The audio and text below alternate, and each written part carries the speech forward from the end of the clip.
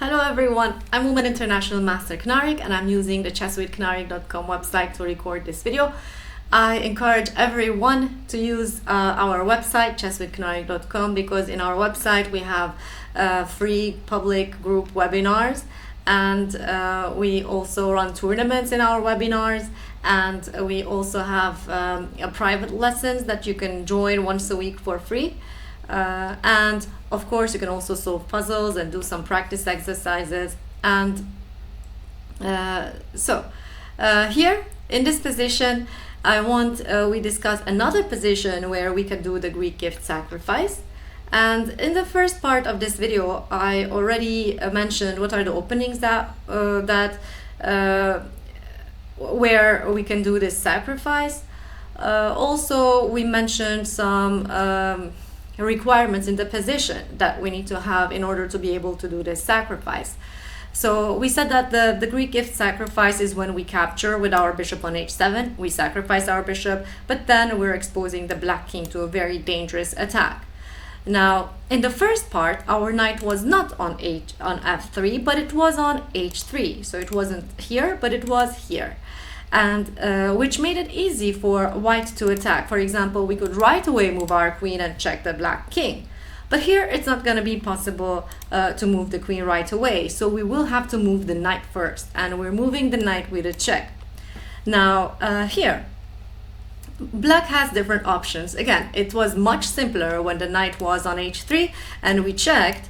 It was much simpler because black had only one option to play, and then we could just bring the knight right away, and it was an unstoppable attack. But here, after playing knight to g5, black is going to have different options with the king, and we have to have thought about all of them when we do this sacrifice. We have to make sure that in all the responses of black we will have a very good continuation, enough for the sacrifice, enough compensation for the sacrifice that we did.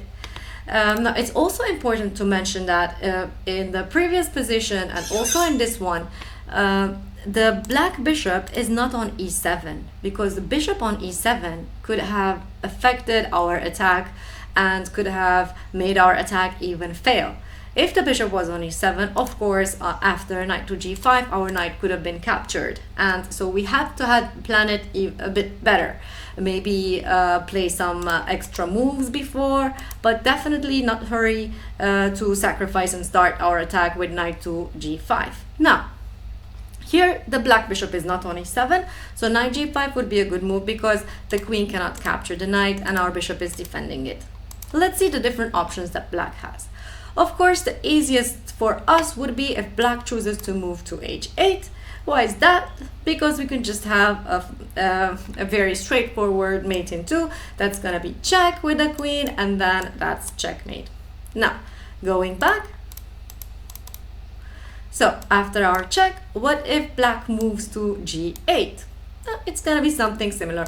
We're going to move again with our queen to h5, and we have now the queen and the knight working together, and the queen is threatening to checkmate from h7 next. And probably the best way for black to continue here is just to give up the queen for the knight and continue without their queen. Otherwise this is going to end in a checkmate, for example. Okay, moving the pawn doesn't help because the knight is still covering the f7 square. Queen to h7 is still checkmate. Of course, such moves are not okay. And how about moving the rook away? If black moves the rook away, there might be a chance that black is surviving. If we just do check and check, black is moving to e7. Okay. It's going to be a bit difficult for black to continue, but okay, black is maybe they will be able to survive longer. But here there is a faster checkmate for white, and it is when we don't play queen h7, but first we capture on f7 with a check, and after the king moves to h8, we now move to h5 again and do the queen h7, queen h8 attack. And because now that the f7 pawn is not present, we have mate in one move, and it is queen captures on g7. Okay, so let's go back. Let's go back to the initial position and let's just repeat. So we did our sacrifice, the king captured, we played knight to g5, We looked at king to g8, king to h8. Now, king to h6 should also be a bit easy. So usually the easiest thing that we can do here is because the king moved under a discovered check, then we can just, if there is nothing else, we can just move away our knight and just attack the black queen and win the queen here, for example. Or even we can move our knight with a double check to f7 and again capture the queen. That could be the simplest thing, but sometimes there's even more than that. Sometimes we can even threaten checkmate and have even a better position. For example, if we play here queen to d3, we do want checkmate. If black tries to stop that, we still want checkmate. So again, probably what's best for also moves like knight to f5 are also not gonna work, pawn to f5 are also not gonna work because we still have check and checkmate, right? So probably again black will have to capture or give up the queen, but okay, that's again gonna be very good for us, and the king is now marching and is not safe at all. Going back, we can see that after this capture, the king captures, and when we check, let's look at maybe the line that usually we have to calculate the most before we do our sacrifice. It is when black plays king to g6. Now, after king to g6, most of the time, it's a good move if we can try to put the queen on g4.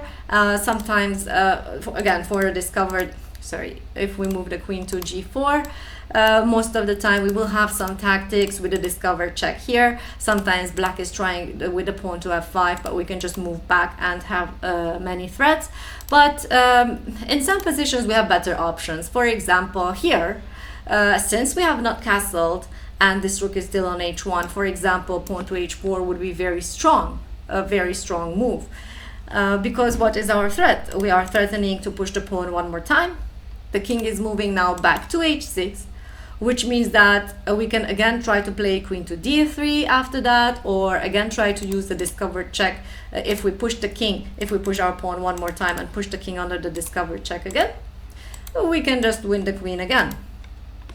So here, if let's say black is trying pawn to f5, let's say, we can do our check and just get the queen maybe by capturing on f6 or on h6 or f7. So going back, yes, in this case, pawn to h4 is a very good move for white, and moving the king to the rook to h8 is not going to help much, because here, okay, we can still push because we're defending that pawn enough times. If black captures, we can capture back with the queen, and that's already checkmate.